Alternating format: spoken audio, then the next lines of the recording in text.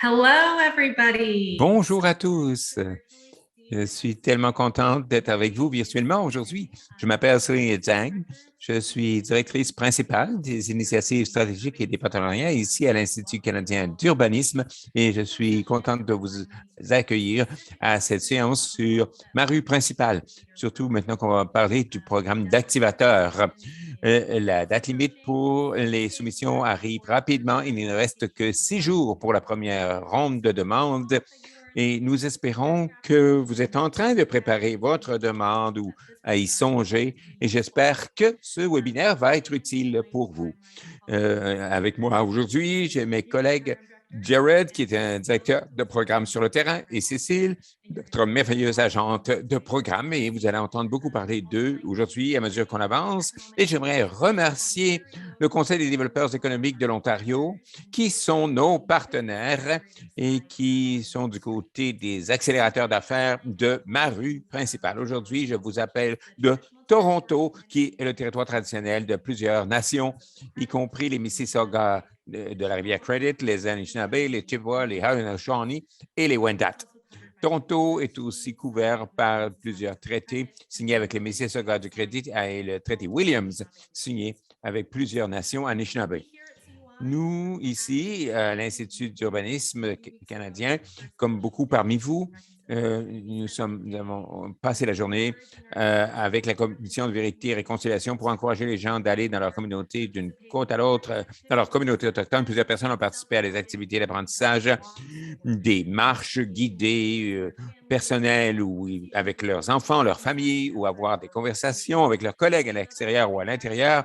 Et c'est quelque chose à quoi je pense beaucoup. C'est le but de toute reconnaissance de territoire. Ce n'est pas juste de reconnaître sur quel territoire nous sommes, même si c'est très important, mais aussi de personnaliser le tout et de prendre l'occasion de vraiment s'engager, participer, s'impliquer, plonger dans ce qui se passe dans nos villes, nos provinces, notre pays et réfléchir à cette réconciliation. C'est plus qu'une parole, mais c'est un fait, c'est un engagement qui coule dans toutes nos vies personnelles et professionnelles. Et c'est quelque chose qui s'applique à nous tous qui travaillons à ma rue principale. Pendant que vous préparez vos demandes, pensez-y, qui va profiter de ces travaux, qui est inclus dans la planification, qui participe, quel genre d'impact offrez-vous aux communautés autochtones, sur quel territoire vous trouvez-vous, quels sont les bénéfices pour toutes sortes de communautés. Ça beaucoup ce qu'on essaie d'atteindre dans notre développement économique ainsi que la résilience économique en général et la reprise, bien sûr. J'aimerais inviter tout le monde à bien vouloir aller dans le chat comme vous avez commencé à le faire et dites bonjour si vous savez sur quel territoire vous vous trouvez. Sentez-vous bien libre de l'indiquer aussi.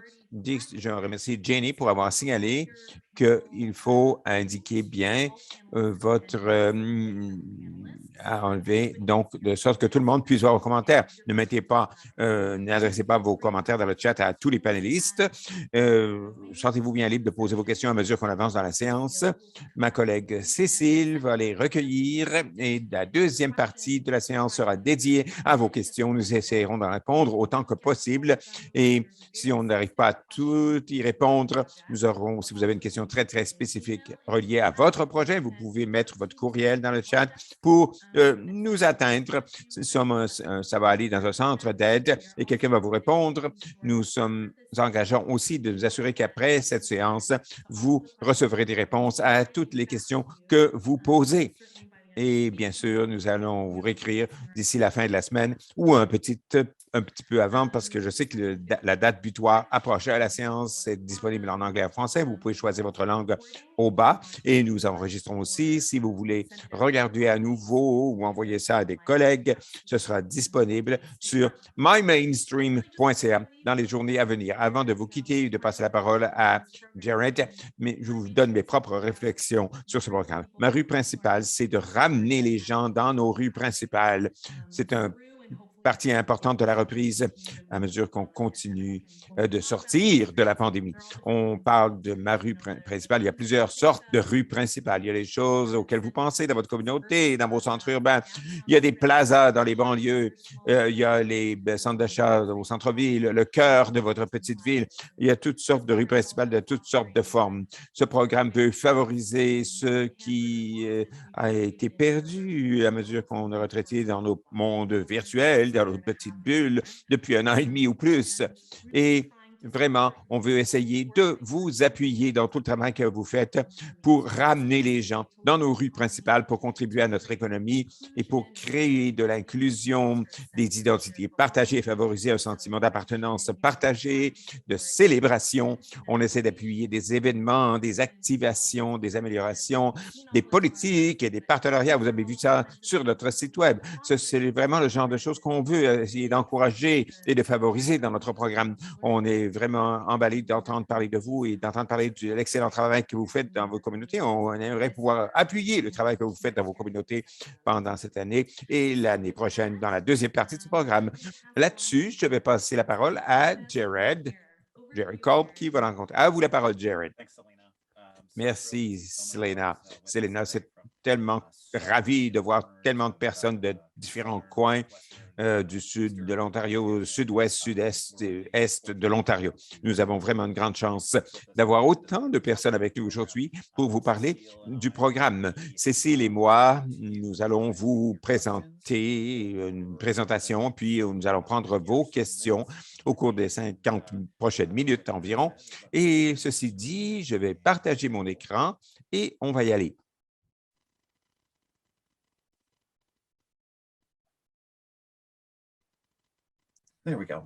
Et voilà, on est ici aujourd'hui, comme Selena l'a mentionné, pour nous concentrer sur le programme activateur de communauté et vous dire tout ce qu'on peut pour vous aider dans ce programme pour faire rentrer plus de demandes à mesure que vous traversez cette semaine. Et bientôt, notre date butoir, c'est lundi prochain, le 1er novembre. Pour ce qui est de l'ordre du jour, on a déjà fait la première partie, bienvenue, présentation des personnes, quelques petites remarques logistiques. On passe à la deuxième partie qui est la ronde de présentation. On va se concentrer sur le programme, les échéanciers, les attentes. On va faire quelques questions-réponses, des questions fréquemment posées. Et ensuite, nous allons faire une question-réponse et une conclusion. Parlons de ma rue principale. Tout d'abord, on dit souvent que ma rue principale est conçue comme un programme en partenariat avec toute une variété d'organisations. Finalement, c'est un peu plus que 23 millions de dollars d'investissement pour améliorer le climat commercial, restaurer le caractère vibrant de l'ensemble de l'Ontario après la COVID-19. Nous avons toute une variété de cibles que vous voyez ici. Nous voulons appuyer différentes organisations, entreprises pour créer des emplois. Nous avons plusieurs objectifs. Nous essayons de cibler la revitalisation des rues principales et des petites entreprises. Et qu'est-ce qu'on veut dire quand on dit rue principale? Une rue principale, c'est différent d'un endroit à l'autre, selon que vous êtes dans une banlieue comme à Brampton, par exemple, ou si vous êtes dans une petite communauté comme Saugeen Shores, si vous êtes dans une grande ville avec un centre-ville comme Port Credit et d'autres. Donc, on a une approche très ouverte et flexible quant à ce que ça peut être une rue principale. Ça peut être un centre d'achat en ligne dans certaines communautés ou ça peut être une rue principale traditionnelle. On essaie d'avoir une approche fondée sur les données et avec un soutien personnalisé pour les rues principales et les petites entreprises. Une partie importante de ce dont nous allons parler aujourd'hui, c'est d'essayer d'expliquer un programme qui est focalisé sur des activités de placement, de création de lieux pour inviter les visiteurs et nous voulons renforcer plus de 200 voisinages de rues principales dans l'ensemble dans l'Ontario. Il y a deux flux de programmes. Je vais parler d'abord dans l'accélérateur des entreprises locales. C'est supervisé par notre partenaire, le Conseil des développeurs économiques de l'Ontario. Comme Selena l'a mentionné plus tôt, il y a toute une variété de composantes, y compris des ambassadeurs de rues principales, financement d'entreprises locales et une recherche en profondeur sur les marchés avec des analyses de marché. On appuie plus de 60 communautés dans l'Ontario. Du côté activateur de communautés, on veut appuyer 140 communautés dans la création de lieux. Ce sera très intéressant de voir toutes sortes de communautés qui vont recevoir de l'appui dans les deux programmes peut-être. Vous pouvez avoir l'accélérateur et l'activateur. Nous sommes intéressés à analyser un petit peu après tout. Et ce qui nous concerne, c'est d'animer les rues principales avec de l'activation ou de l'accélération d'entreprise. Parlons un petit peu maintenant de l'activateur. En bout de ligne, le programme vise à investir 8 millions de dollars au cours des 2 prochaines années pour appuyer des activités de création de lieux dans l'ensemble du sud de l'Ontario. Qu'est-ce qu'on veut dire par la création de lieux? C'est-à-dire qu'on cible des projets qui vont revitaliser des voisinages, des quartiers, qui vont réimaginer certains espaces publics. J'ai mentionné quelques exemples. Déjà, nous priorisons des projets qui appuient des stratégies de création de lieux durables pour créer des avantages économiques et sociaux pour des groupes qui cherchent l'équité. Nous savons qu'au cours de la pandémie, les impacts de la COVID-19 n'ont pas été les mêmes partout. Ça a eu un impact disproportionné sur certaines communautés de groupes qui recherchent l'équité. Qu'est-ce que la création de lieux? C'est une approche qui demande aux personnes d'imaginer collectivement et de façonner les espaces publics pour maximiser les valeurs partagées. Et on vise à appuyer des projets qui vont faire une différence significative dans nos communautés, qui vont faire sortir les gens, renforcer les sentiments de collection et d'inclusion et ils vont encourager l'activité économique. Il y a 3 composantes, 3 silos, si vous voulez, que nous allons financer. Événements et activations. Ça, c'est la façon traditionnelle de penser à la création de lieux. C'est les festivals d'hiver, une fermeture, une rue piétonne. C'est le festival qui attire des gens de façon très active. On veut travailler aussi sur le côté un petit peu plus spécial de la création de lieux pour les améliorations des communautés. C'est les gens qui vont encourager les gens de rester dans les rues principales, dans votre communauté, qui vont avoir un attrait visuel et physique avec un sentiment de connexion, de sécurité. Et finalement, on cherche à plus long terme aussi des développements de politique et de renforcement des capacités. Et il y a toute une variété de composantes ici dont nous allons parler. Pour ce qui est de l'admissibilité des demandeurs, les demandeurs admissibles, quels sont-ils?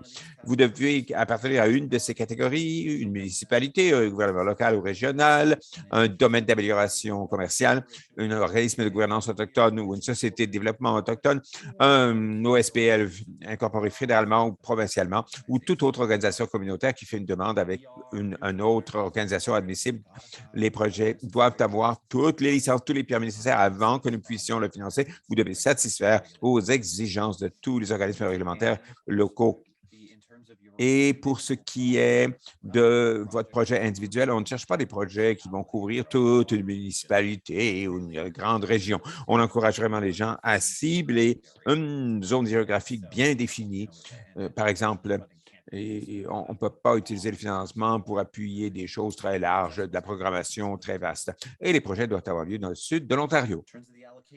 Pour ce qui est de l'allocation du financement, comment sera-t-il distribué? Les projets sont admissibles pour des contributions allant jusqu'à 250 000 et on encourage les demandeurs à faire une demande pour un projet qui est déjà complet ou déjà en cours ou bien planifié, prévu, et le soutien va être offert sous la forme de remboursement lorsque les coûts ont été engagés. Par exemple, des projets qui ont déjà eu lieu l'été dernier ou des projets qui sont en cours actuellement d'ici la fin de l'année ou ça peut être quelque chose que vous planifiez pour l'an prochain, mais vous avez des coûts qui ont été déjà engagés cette année.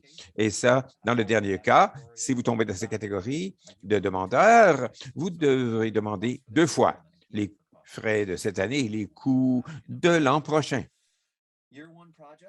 Les projets d'année 1, c'est des projets pour lesquels on rembourse selon les coûts engagés entre le 8 juin et le 31 décembre 2021. On a eu des questions là-dessus. Est-ce que ça peut être des activités, des biens et services qui ont été livrés avant le 8 juin, mais avec une facture datée d'après le 8 juin? Non seulement on a besoin d'une facture qui est datée dans la bonne période, si vous voulez être remboursé, mais l'activité doit aussi avoir eu lieu pendant cette période de temps si vous voulez être remboursé. Le cible est de mettre 70 de notre financement disponible là-dessus dans l'année 1 et 30 pour l'année 2. L'année 2, ça commence le 1er janvier jusqu'au 31 décembre 2022. On a aussi ciblé 25 de notre financement disponible réservé pour des communautés de moins de 100 000 personnes.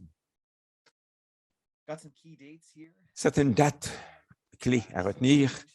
Selena a déjà mentionné au début, je le dis aussi, que nos demandes pour l'année 1 vont se fermer le 1er novembre, lundi prochain. Ensuite, on va passer au processus d'évaluation qui fait partie de ce programme. Et nous avons invité des groupes indépendants d'évaluateurs. Ce sont des gens qui sont représentatifs de plusieurs communautés dans l'ensemble du sud de l'Ontario et qui sont impliqués dans la création de lieux d'une certaine façon. Ce sera une évaluation indépendante et bien sûr, ça va exiger une certaine formation et certaines lignes directrices et ce sera facilité. Il y aura une discussion qui sera facilitée, mais c'est ce groupe qui va prendre les décisions tout en gardant à l'esprit que tous ces projets doivent d'abord être admissibles et répondre aux critères. Notre but, c'est de vous donner des nouvelles sur le projet pour vous dire qui a été retenu et ceux qui n'ont pas été retenus également. On veut vous aviser d'ici la fin novembre. Et ensuite, on va recommencer à nouveau. Le 1er décembre, les demandes pour l'année 2 vont alors ouvrir et seront fermées le 1er février. On aura d'autres sections planifiées pour novembre et décembre qui vont se concentrer pour que les gens envoient leur demande rapidement, de quoi pourrait avoir l'air une bonne demande. Et Émilie va essayer de mobiliser certaines communautés pour tirer profit de cette opportunité à mesure qu'on avance vers l'année 2. Pour ce qui est du processus d'évaluation dans son ensemble et le processus, on a reçu déjà plusieurs questions qui nous ont été posées. Merci à tous ceux qui ont soumis des questions jusqu'à présent. J'aimerais déjà couvrir quelques-unes et ensuite on va poser à une discussion plus large. Alors, tout de suite, dès l'abord, si une organisation soumet plus d'une demande, est-ce que chaque demande va être jugée selon ses mérites? C'est quelque chose dont nous avons parlé dans notre dernière séance d'information également, mais nous avons dit oui, bien sûr, oui, chaque demande sera évaluée selon ses propres mérites, selon notre matrice de pointage. Cependant, l'équité régionale est un volet important de notre programme, ce qui veut dire que nous devrons distribuer les gens qui recevront des fonds dans l'ensemble du sud de l'Ontario. Est-ce que les avantages des projets peuvent avoir lieu sur plus qu'une rue principale? Comme on l'a dit, les projets d'activateurs doivent être concentrés sur des régions géographiques bien précises et les demandes qui proposent d'entreprendre des programmes dans plusieurs zones géographiques définies sont aussi admissibles, mais celles-ci seront considérées dans l'ensemble de l'évaluation des projets. Nous avons eu des municipalités de haut niveau qui ont demandé s'ils pouvaient faire des demandes au nom de plusieurs de leurs municipalités membres, par exemple. C'est quelque chose qui est absolument permissible. Et on va remettre tout ça dans le processus de demande.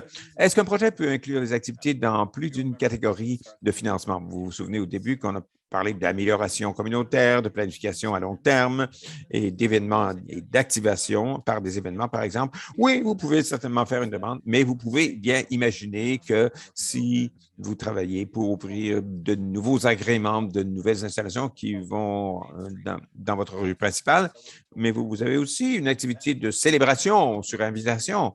Ah, on peut mettre ces deux choses ensemble. On vous demande simplement choisir une catégorie de programme dans laquelle vous allez faire votre demande et bien sûr, dans le cadre du budget, si c'est plus élevé.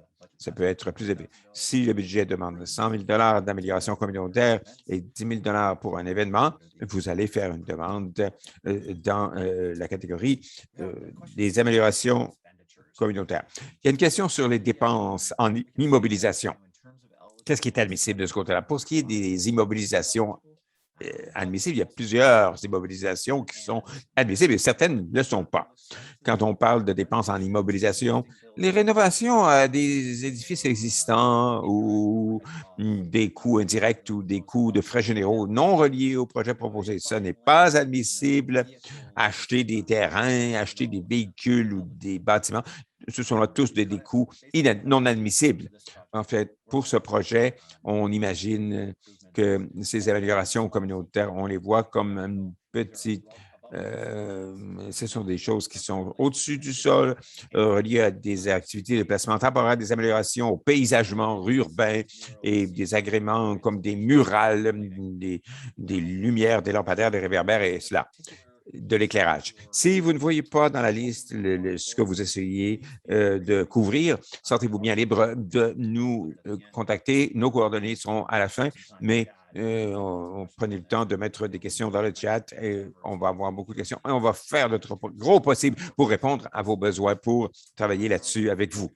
Quand est-ce que les projets doivent commencer ou terminer? Si le projet commence avant la période ou il se finit après la période? Bonne question. Un projet peut commencer avant la période d'admissibilité, mais les seules dépenses, seulement les dépenses engagées pendant la période et pour des biens livrés pendant la période admissible, du 1er janvier au 31 décembre, sont admissibles pour remboursement toujours sur la base des factures. Est-ce que de vos projets vont être jugés plus favorablement que les projets déjà complétés? Non, les nouveaux projets ne seront pas jugés de façon plus favorable que des projets déjà complétés. On encourage les demandes pour tous les projets planifiés, en cours ou déjà complétés. Est-ce que les décisions seront prises comme un tout ou rien ou est-ce qu'on peut donner un financement partiel? On veut financer des projets dans leur entièreté, même si dans certaines circonstances, un financement partiel pourrait être accordé au cas par cas. Ça va être évalué par notre comité indépendant d'évaluation au cas par cas. Peut se produire qu'un gros projet avec plusieurs composantes, avec plusieurs volets qu'un demandeur a proposé, il se peut qu'une de ces composantes ne soit pas admissible. On ne va pas éliminer toute la demande pour cette raison. On va simplement enlever ce morceau qui n'est pas admissible et on pourra financer le reste. Est-ce qu'il faut avoir des subventions à parier? Non, non, des financements parallèles au programme d'activateurs communautaires. On n'a pas besoin d'avoir des contributions à parier égalisées de la part d'une autre source. Et ensuite, ben voilà, je pense que c'est notre dernière question là, dans ces questions soumises au préalable. C'est une question de savoir si on peut demander du financement pour des événements annuels, par exemple, des événements qu'on faisait avant la COVID. C'est une excellente question. Et dans ce cadre, ce qu'on peut dire, c'est, s'il vous plaît, faites une demande pour faire revenir un événement annuel qui a été retardé ou annulé à cause de la COVID-19. On vous accueille là-dessus, mais il faut que ça réponde à nos critères d'admissibilité.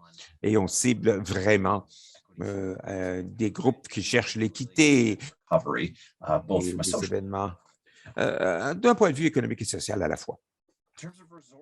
Pour ce qui est des ressources, on a un guide du demandeur, une matrice, un modèle de budget, un formulaire de demande que vous pouvez le trouver sur notre site web mymainstreet.ca /Activator Program.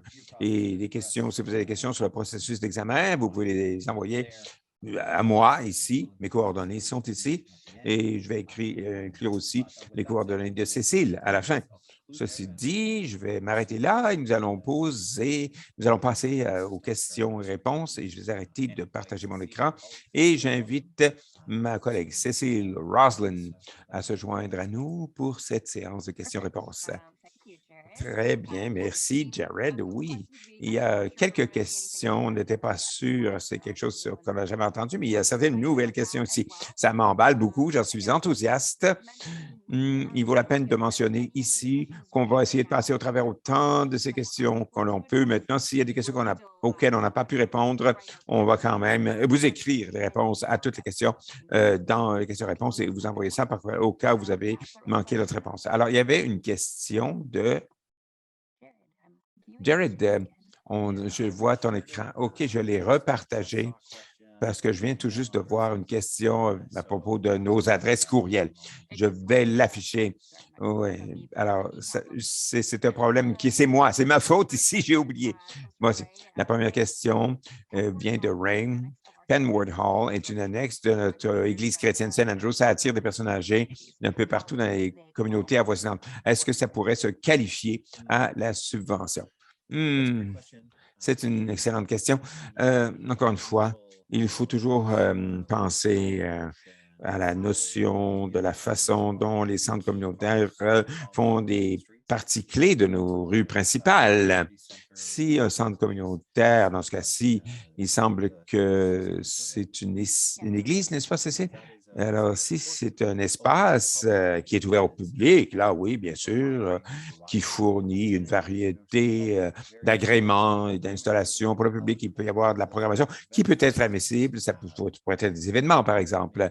Il peut y avoir aussi certaines améliorations communautaires prévues qui seraient admissibles. Il faudrait voir les détails. Je vous invite à faire la demande. Encore une fois, ce ne sera pas jugé par moi-même ni par CC, ce sera jugé en bout de ligne après qu'on aura vérifié les points clés d'admissibilité. Ensuite, ça va passer à notre comité d'évaluation indépendant qui va donner une analyse supplémentaire et finalement, c'est eux qui vont décerner quels sont les demandeurs qui auront été retenus. Laurie nous demande si vous recevez des bourses pour un programme accélérateur, êtes-vous aussi disponible pour recevoir du financement dans la deuxième catégorie? Oui, tout à fait. Si vous demandez dans Activateur, vous avez une demande pour la première ronde, vous avez été retenu pour la première ronde et vous avez une continuation programme pour la deuxième année, pour la deuxième ronde ou un nouveau programme pour lequel vous voulez faire une nouvelle demande, on vous invite à remplir cette demande. Est-ce qu'il est conseillé pour un groupe de projets individuels sur le même thème de les mettre tous sous une demande? Par exemple, printemps-été 2021, des invitations incluant plusieurs initiatives dans la même demande. Oui, ici, on met ensemble des demandes pour plusieurs, mais on réalise qu'il y a beaucoup de copier-coller. Est-ce qu'on peut faire tout ça dans une seule demande? Certainement, oui. On vous encourage à faire ça. On a eu certaines demandes jusqu'à présent où il y a eu 6 initiatives concentrées sur différentes interventions de création de lieux sur une rue principale ou peut-être sur plusieurs rues principales, toujours dans une zone géographique spécifique. Et peut-être qu'il y a une demande pour 20 000 une autre pour 10 000 ce qui fait 130 000 peut-être ensemble. Pour sauver du temps, on vous encourage à tout mettre ça dans une seule demande au lieu de répéter, de faire un copier-coller. Si vous avez déjà fait une soumission de façon multiple, ça va, tout va être examiné et il n'y a pas nécessairement d'avantage pour vous de revenir et de refaire une autre demande regroupée. Bon, si un projet a toutes les dépenses d'ici maintenant au 31 décembre, qu'est-ce qui arrive si les items changent? Le budget reste le même, mais peut-être qu'on a trop misé sur les salaires, on n'a pas assez de budget pour les matériels. Écoutez, nous allons approuver un budget fixé et ce budget pour lequel vous faites votre demande aura un montant global. Si vous voulez déplacer des choses à l'intérieur, certaines lignes dans l'intérieur d'un budget existant après coup, ce sera quelque chose qui devra être négocié. On ne peut pas prendre d'engagement là-dessus aujourd'hui. Mais ce que je dirais, c'est qu'à l'heure actuelle, au point où nous en sommes, ce budget est très important, mais c'est sûr qu'on peut négocier, peut-être pour déplacer certaines choses, diminuer les salaires, augmenter les immobilisations au cas où il y aurait une catégorie qui était mal évaluée. Je crois que les églises font une partie importante de la création de lieux. Puisque les églises cherchent à être pertinentes ou avoir un objectif, pouvez-vous parler du rôle des églises et des bâtiments d'église? Pour les églises et les bâtiments d'église, les bâtiments appartenant à des églises. J'ai 2 ou 3 façons de répondre à cette question. Ça pourrait être du point de vue de quel pourrait être le rôle que va jouer l'Église dans la communauté. Ça peut être de ce point de vue-là. Ça peut être à côté des installations physiques de cette Église dans la communauté. Si je pense à ma propre communauté, nous avons une Église sur notre rue principale, qui attire un grand nombre d'événements publics qui se produisent dans cet espace.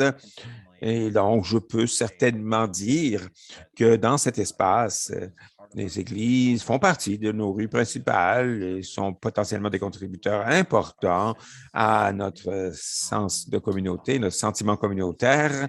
Je dirais également qu'au fin du programme activateur communautaire, on invite certainement les membres et représentants d'une Église à présenter une demande pour des projets associés avec ce dont nous avons parlé jusqu'à présent. Très bien. Est-ce qu'une demande peut considérer des interventions de création de lieu sur une partie de rue principale qui connecte de nombreux usages et où il faut avoir une zone géographique plus précise? dans un seul voisinage, dans un seul quartier. Question très intéressante. Je vis dans le downtown sud de Danforth. Et tout le long de la rue Danforth, c'est vraiment une communauté très, très, très enthousiaste, composée de plusieurs communautés individuelles très, très, très dynamiques et toute une variété de zones d'amélioration possibles. Et moi, j'aimerais suggérer qu'au fin que nous avons ici, dans ce cas-là, on ne faut pas demander pour tout ce qui est sur le long de la rue Danforth. Dans ce cas-là, vous devriez plutôt cibler, je ne sais pas, un quartier spécifique, une zone spécifique. Ceci dit, s'il y a plusieurs événements qui se produisent dans le cadre de ces activités de création de lieux le long de cette rue principale, on peut les imaginer d'une façon unifiée. Si c'est le cas, je vous encourage de présenter votre défense de ce point de vue dans votre demande. Excellent. On a dit le sud de l'Ontario, mais je suppose que c'est l'ensemble de l'Ontario. J'ai mis un lien et je vais vous communiquer un peu plus. Mais l'admissibilité, j'ai une carte d'admissibilité. C'est financé par le FedDev Ontario, mais il y a une carte spécifique de leur zone qu'ils couvrent. C'est tout le sud de l'Ontario, sauf Toronto, parce que Toronto a déjà beaucoup de programmation cette année, déjà. On a manqué ça. Je suis désolé là-dessus. J'ai manqué ça dans la présentation. Donc, désolé pour vous, Toronto, vous n'êtes pas admissible. Nous ne sommes pas admissibles cette fois-ci. Toronto n'est pas admissible. Mais moi, j'ai mis la carte. Je vais vous envoyer une autre copie de cette carte, Michel. Excusez-moi, Cécile, je ne suis pas sûr si on a déjà fait ça ou pas, mais Link et Cécile sont en train de vous envoyer ça. Mais il y a, bien sûr, plusieurs programmes interreliés qui se produisent à Toronto, que vous allez trouver sur notre site web. Vous allez trouver des liens et ils sont assez semblables à ceux qu'on veut encourager ici. Y a-t-il un montant minimal pour une demande? C'est un sujet intéressant. On parlait de ça aujourd'hui. Vous allez voir sur le site web que nous avons mis un montant de 25 000 à 250 000. J'ai eu beaucoup de demandes pour des montants plus faibles. Et c'est une première ici, ce que je vous dis maintenant. On invite les gens à demander des montants moindres que 25 000 $. Si vous avez déjà soumis un projet pour nous, si nous avons dit que vous devez demander pour au moins 25 000 $, on va vous revenir avec une réponse officielle vous disant non, non, ça a été changé, cette politique. Et on invite donc toutes les demandes qui visent moins de 25 000 $. Le maximum, par contre, demeure à 250 000 $. Merci. Qu'en est-il d'une roulotte d'entreposage? Est-ce que ce serait disponible ou c'est une immobilisation? Une roulotte d'entreposage, une roulotte forestière. Je pense que c'est une bonne question ici. Ça, il faudrait revenir en délibérer là-dessus avec nos bailleurs de fonds. Il y a une ligne à tracer ici entre des édifices. C'est pas une roulotte n'est pas nécessairement conçue comme un édifice, mais je soupçonne qu'il est peu probable que ce soit finançable, mais on va s'informer, on va vous revenir là-dessus. Est-ce que les états financiers révisés ou audités sont nécessaires au moment de la demande? C'est une des questions, mais une deuxième question, est-ce qu'une organisation religieuse peut faire une demande s'ils ont un programme séculier, non religieux, pour une communauté qui cherche l'équité, la durabilité et l'inclusion sociale?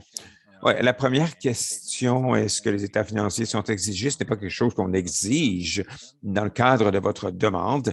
On cherche vos documents d'incorporation. Par contre, votre constitution en société, vous devez prouver que vous êtes une société. Ça fait partie de nos critères d'admissibilité. Vous devez prouver que vous répondez à cette norme. Par exemple, si vous êtes une OSBL sans but lucratif où on a besoin de vos lettres patentes, votre constitution, vos statuts.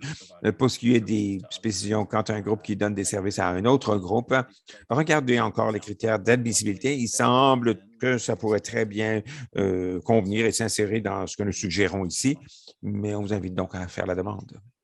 Merci. Y a-t-il une limite quant au nombre de demandes que l'on peut soumettre?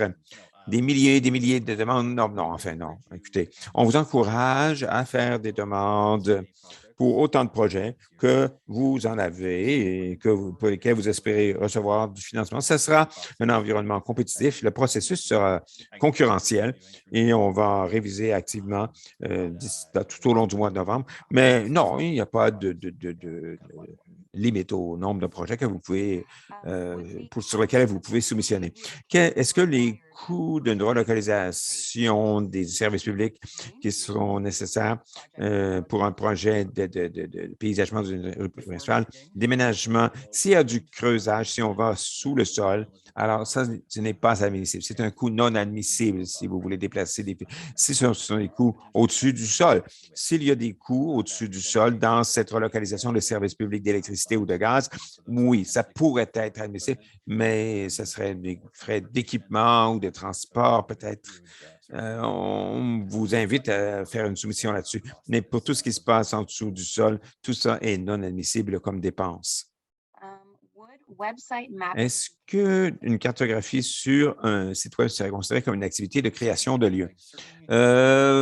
Cartographie sur un site web, on n'a pas d'exclusion du côté création de lieux. On n'exclut pas le numérique. On reconnaît que des plateformes numériques jouent un rôle important dans les activités de création de lieux et ça peut très, très bien être admissible. Ça peut être inséré dans votre demande.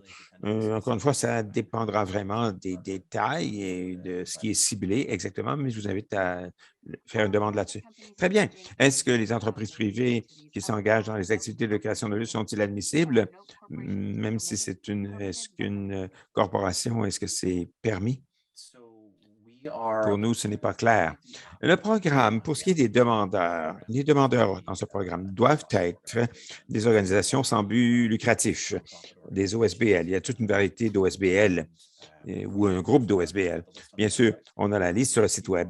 Si vous êtes une société privée, si c'est fait en partenariat avec une OSBL, dans le cadre de la livraison des services d'ensemble, ça voudrait dire que c'est l'OSBL qui doit présenter la demande et en bout de ligne, c'est avec eux qu'une entente sera signée et s'ils sont retenus.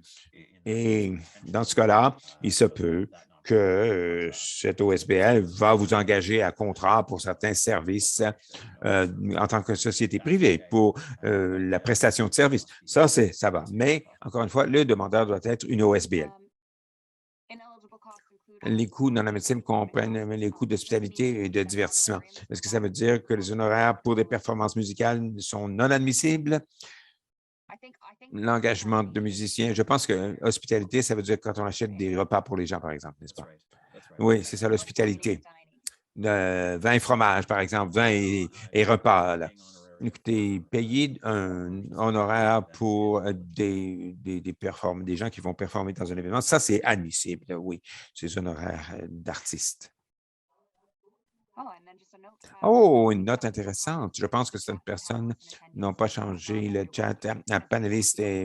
C'est pas tout le monde qui a pu voir les questions parce que c'est pas tout le monde qui a envoyé ses chats à everyone au lieu de panéliste seulement.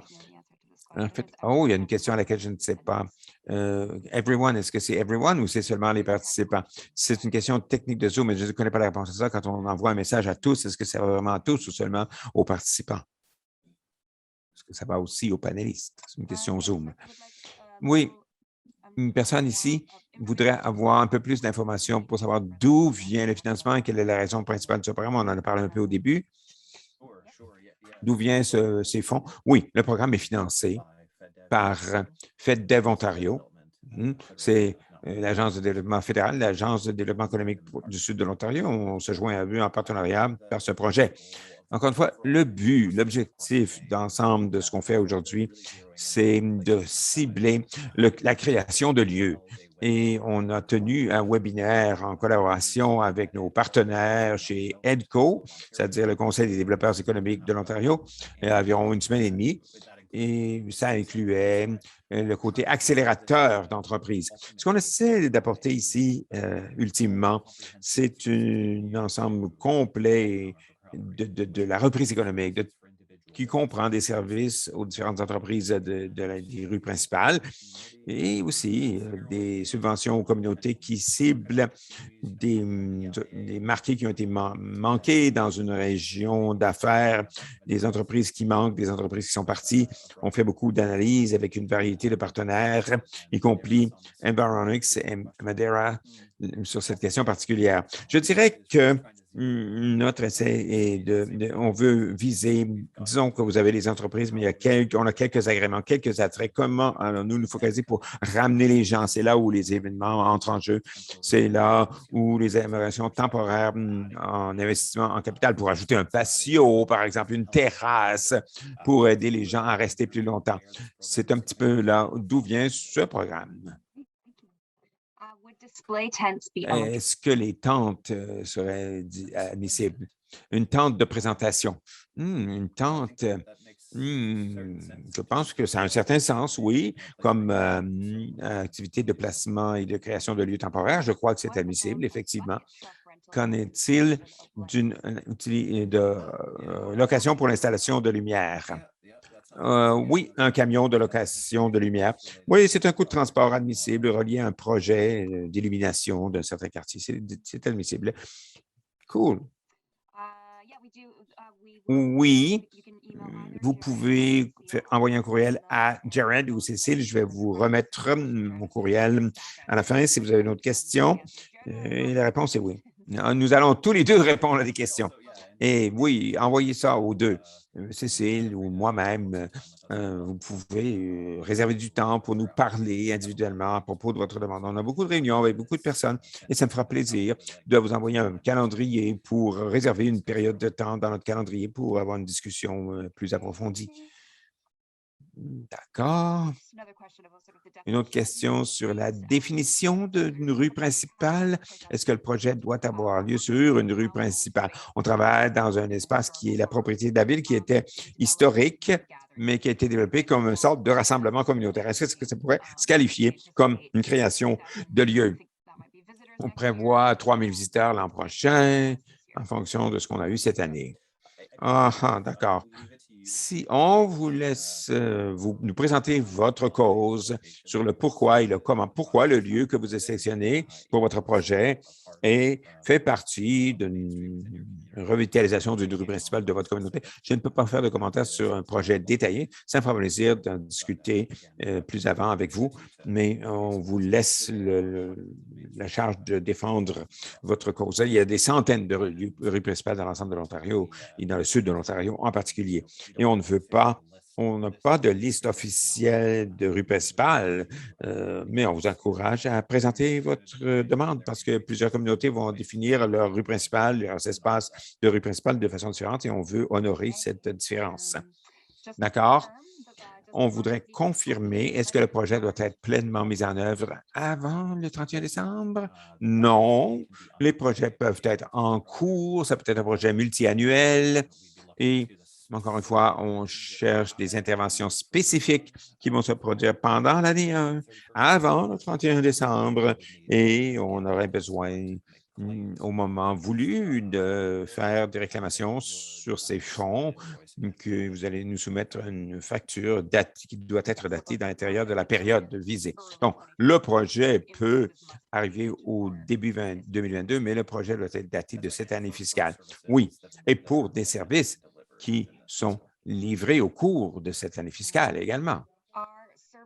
Est-ce que des clubs de services comme le Club des Lions sont-ils admissibles pour des événements activateurs? Des choses qui offrent des variétés de programmation et d'événements sont-ils admissibles? Oui, oui. Et à nouveau, si le Club des Lions, comme il le fait, je pense, c'est un OSBL bien enregistré, on a une liste d'associations admissibles. Oui, vous êtes certainement un demandeur admissible et un espace communautaire, c'est dans une ville, n'est-ce pas? Et ça semble bien. Encore une fois, défendez votre cause, présentez-nous l'importance relative à l'intérieur d'une rue principale et vous êtes admissible. Oui. Parfait. Est-ce que la consultation et les frais de génie dans la conception d'un coût de construction d'une rue principale serait-il admissible? Le design ou la conception d'un édifice? Si on veut cibler une intervention de création de lieux, ça correspondrait bien à notre politique de renforcement des capacités, fort probablement. Mais bien sûr, on vous encourage on va regarder votre demande, mais il me semble à première vue que c'est admissible, les frais de conception et de préparation et d'ingénierie.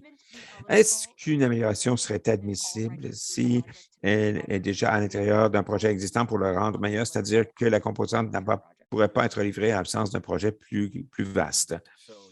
Oui, il y a quelque chose qui a déjà été complété ou qui est en cours. C'est un morceau additionnel qui vient s'ajouter à cela. Ça pourrait très bien être admissible, oui. Et encore une fois, il faut porter bien attention spécifique au travail qui a vraiment été livré dans l'année spécifique pour laquelle vous faites une demande et les factures doivent s'appliquer à cette période. Qu'en est-il des décorations saisonnières? Oui, tout à fait, tout à fait. Il y a toute une variété de congés, de festivals dans différentes communautés. Ça varie selon les saisons, bien sûr. Ça peut être une merveilleuse façon d'inviter les gens à revenir à la rue principale. Ça serait donc, ça me semble que ce serait vraiment tout à fait éligible, tout à fait admissible. Moi, j'aime la prochaine question. On a beaucoup de questions semblables aussi. Une fois que ça a été approuvé par la Ville, le coût de la moitié serait couvert par la Ville. Est-ce qu'on peut faire une demande pour faire couvrir la différence si la Ville a accepté d'en couvrir la moitié? Oui, oui, tout à fait. C'est ça. Vous pouvez avoir plusieurs sources de financement de point de vue de programmes que nous finançons. On ne peut pas financer en double. Ça ne peut pas être financé en double. Il ne faut pas un cas où vous demandez de financer le même volet de la part de plusieurs bailleurs de fonds. Non, ça, on ne peut pas faire ça. Mais on peut financer une partie non financée d'un projet qui n'est pas financé actuellement par la Ville. Dans ce cas-ci, l'autre moitié est financée par la Ville. C'est tout à fait correct. Qu'en est-il? Quels sont certains exemples des projets relatifs aux politiques ou au renforcement des capacités? Très bonne question. Ça pourrait être une stratégie de création de lieux qui a été mise en place. Ça peut être un plan de revitalisation d'une rue principale qui a été mis sur pied. Ça peut être amener un groupe actif de parties prenantes avec une session, une séance modérée ou des gens que vous essayez d'atteindre, des gens sous-représentés comme communauté que vous essayez d'attirer et des façons dont vous pouvez activer un espace à l'intérieur de votre communauté. Et on a inclus toute une liste complète d'idées de projets que l'on peut partager également dans le chat. C'est sur le site My Main Street encore. Et ce sont des idées qu'on vous donne pour des demandes. Parfait, je viens tout juste de mettre cette liste. Merci, Cécile. Très efficace. Est-ce que des projets qui améliorent la sécurité d'une communauté, par exemple, quand on renforce les capacités et voisinage pour une deuxième génération? C'est quoi un programme CPTED? Je viens de lui écrire pour lui demander ce qu'était qu'un programme CPTED. Je peux dire, en tout cas, avec certitude que le renforcement des capacités dans une communauté, on a une définition assez large de ce qu'est le renforcement des capacités et c'est peut-être quelque chose qui peut être financé. Merci, Philippe. Prévention du crime, c'est ça, CPTED. La prévention du crime par le design environnemental. Oui, oui, ça peut être admissible. Merci. Qu'en est-il des dates de mise en œuvre qui sont en 2022? Si ça va être mis en œuvre en 2022, c'est une excellente question. Pour les projets de 2022, on va inviter des demandes à partir du 1er décembre pour 2022, c'est-à-dire le 1er décembre de cette année. Donc, il ne reste qu'un mois. On va ouvrir la ronde numéro 2 pour les demandes et cette ronde va se terminer le 1er février 2022. C'est là où on va conclure les demandes et ensuite on va passer au processus d'évaluation par la suite et on va aviser les demandeurs retenus et non retenus. Par la suite, ça peut être vers la fin février ou début mars, des projets qui peuvent prendre cours pendant toute l'année, jusqu'à la fin 2022. On va mettre ensemble tous les morceaux, y compris les réclamations de dépenses d'ici au 1er février 2023. Je ne peux pas croire que je parle de 2023, mais pour nos projets, pour FundDev Ontario, ça va aller jusqu'au 1er mars 2023. OK. Si une facture pour une installation interactive est datée du 1er avril 2021 a été installée au mois d'août et payée en septembre, est-ce que ça peut être inclus dans le cadre du projet? Bonne question. Malheureusement, on ne peut accepter que des factures qui sont après le 8 juin de cette année même si les services ont été livrés dans la période de projet. Donc, pour résumer à nouveau, non seulement il faut que les services aient été livrés entre le 8 juin et le 31 décembre, mais il faut aussi que les factures soient datées au cours de cette période. Si un groupe n'est pas associé avec un projet rue principale, mais travaille à du plaidoyer pour des services comme le transport en commun, est-ce que ça pourrait être admissible? Intéressant de penser à ça dans un plaidoyer. Dans le cadre de la politique de renforcement des capacités, il peut y avoir place dans ce volet pour des projets de renforcement des capacités reliés au plaidoyer pour le transport en commun. Je devrais revenir à la question du plaidoyer, là. Ça pourrait entrer peut-être dans le renforcement des capacités dans une communauté, un plaidoyer pour distribuer de l'information au sujet de l'importance des activités de création de lieux. Ça peut être relié au transport en commun, ça peut faire partie de ça. Mais s'il vous plaît, ça me fera plaisir. Faites un suivi avec nous et on va tenter d'entrer en contact avec vous également pour le libellé spécifique qu'on va mettre là-dessus. Je soupçonne que le plaidoyer, là, c'est probablement pas admissible, mais ça ne veut pas dire que le plaidoyer en faveur de groupes, c'est un volet très important de la façon dont on change les communautés. Et il y a toute une variété de choses qui viennent appuyer le plaidoyer qui pourrait très bien être admissible dans le cadre du volet renforcement des capacités. Alors, envoyez-nous ça. Pour un grand projet, est-ce qu'on peut le diviser en phases? Phase 2, phase 1, phase 2, phase 3, etc. Vous savez, on serait heureux de regarder une demande qui représente une phase particulière d'un projet donné, tant que ça répond aux critères d'admissibilité.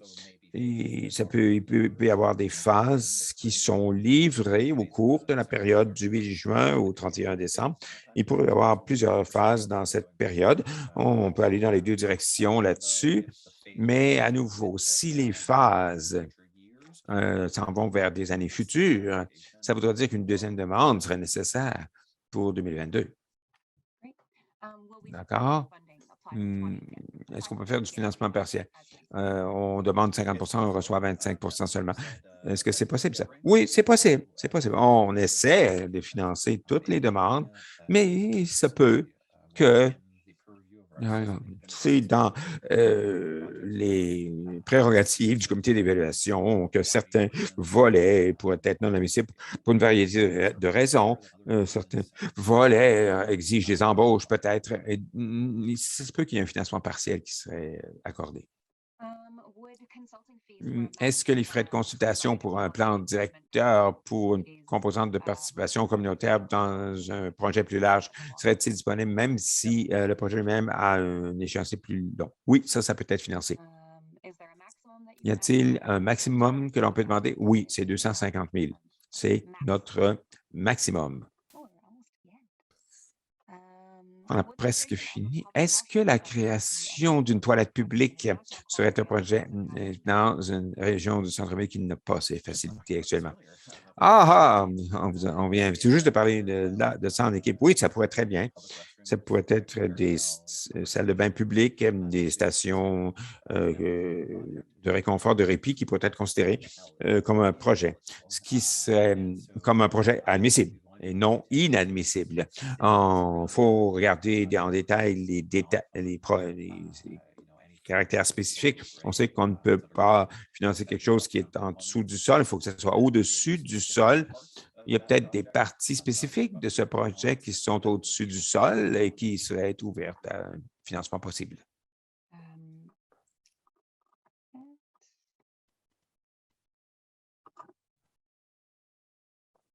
Y a-t-il un plafond sur la quantité de certaines activités de création de lieux? Je ne suis pas sûr.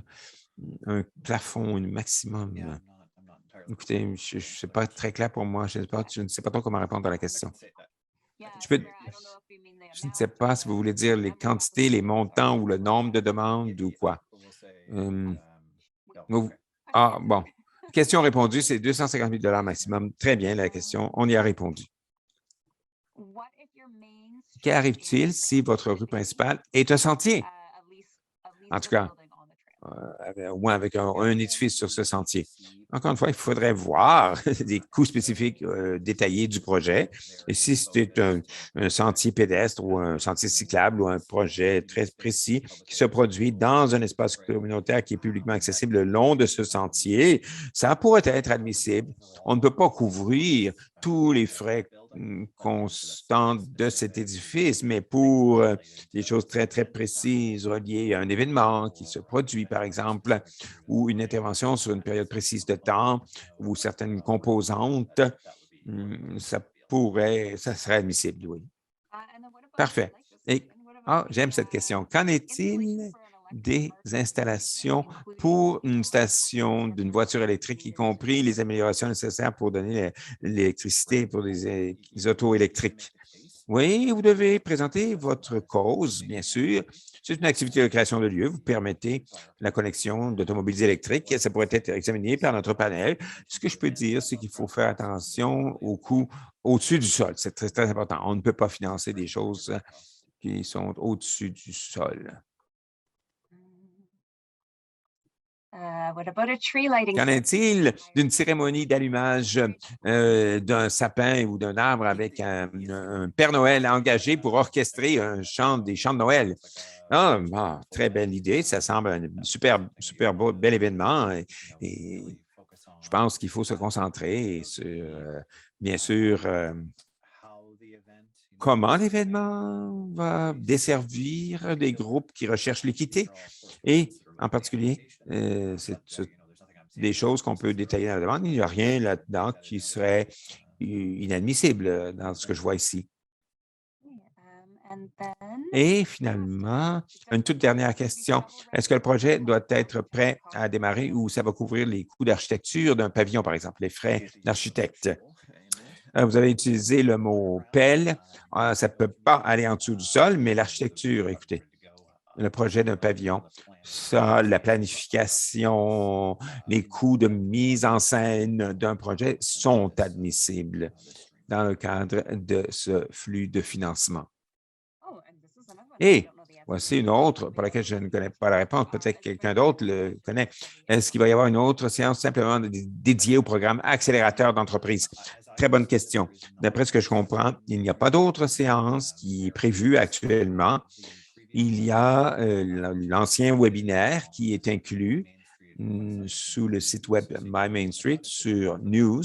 Vous pouvez regarder ça si vous parlez du dernier qu'on a ciblé. Une séance juste sur accélérateur et un autre accélérateur. Il y a une information de coordonnées pour le programme accélérateur. C'est aussi sur le site web. S'il vous plaît, allez voir nos collègues là-dessus. Parfait, merci. Une dernière question qui vient juste d'entrer et on a presque fini notre temps. Ça va être parfait.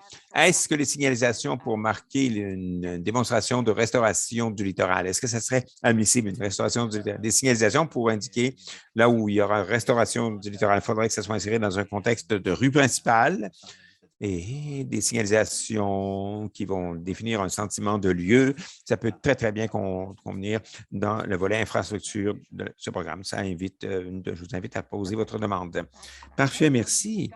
Voilà, on a traversé toutes les questions dans le bon temps, un tout petit peu à l'avance. Merci à tous de s'être joints à nous aujourd'hui. Merci, Cécile, de votre excellente animation dans la question-réponse. J'apprécie beaucoup l'introduction donnée par Céline. On a beaucoup de projets très emballants. Rendez notre vie très, très active en demandant des fonds pour les programmes. Ce sera un mois de novembre très, très occupé. On veut vous répondre à toutes vos questions à mesure qu'elles vont arriver. Dès qu'on pourra, sentez-vous bien libre de jaser avec nous, de venir nous contacter. Et j'encourage tout le monde à présenter une demande pour le 1er novembre ou sinon pour le 1er décembre. Il y a d'autres détails à venir, mais encore une fois, à tout le monde de s'être rejoint à nous aujourd'hui.